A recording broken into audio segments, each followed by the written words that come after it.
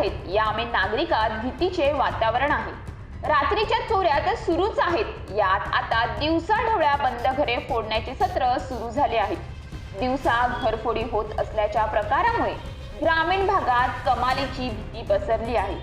ग्रामीण भागात शेतकरी कामावर अथवा शेतमजूर बाजारासाठी गेल्याचा फायदा घेऊन या घरफोड्या होत आहेत। घरावर पाळ ठेवूनच दिवसाढवळ्या घरफोडीचे प्रकार घडत आहेत।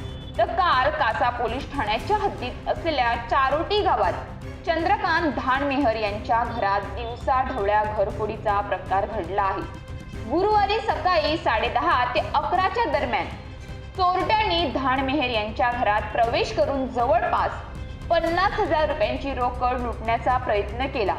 चंद्रकांत धानमेहर यांचे चारोटी नाक्यावर कोंबडीचे दुकान आहे।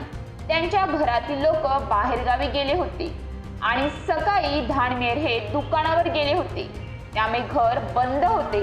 ही संधी साधून दोन चोरट्यांनी स्कूटीवर बसून येत घरच्या मागील दरवाजा तोडला आणि आत प्रवेश केला। यावेळी ग्रामस्थांना कळताच त्यांनी एक चोरट्याला घरातच पकडून ठेवले, तर दुसऱ्या चोरट्याला काही अंतरावर पकडले आणि जोरदार मारहाण केली। घटनेची माहिती कासा पोलीस ठाण्याला कळवण्यात आली।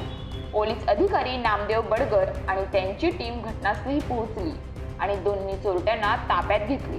जखमी चोरट्यांना कासा उपजिल्हा रुग्णालयात दाखल करण्यात आले आहे। तर चोरट्यांची नावे नवीन धोडी व राम धोत्रे असून ते सराईत गुन्हेगार आहेत। त्यांच्या विरोधात दहिसर आणि वलसाड येथे घरफोडीचे गुन्हे दाखल आहेत। कासा पोलीस ठाण्यात दोघांवर गुन्हा दाखल करण्यात आला असून पुढील कारवाई सुरू आहे।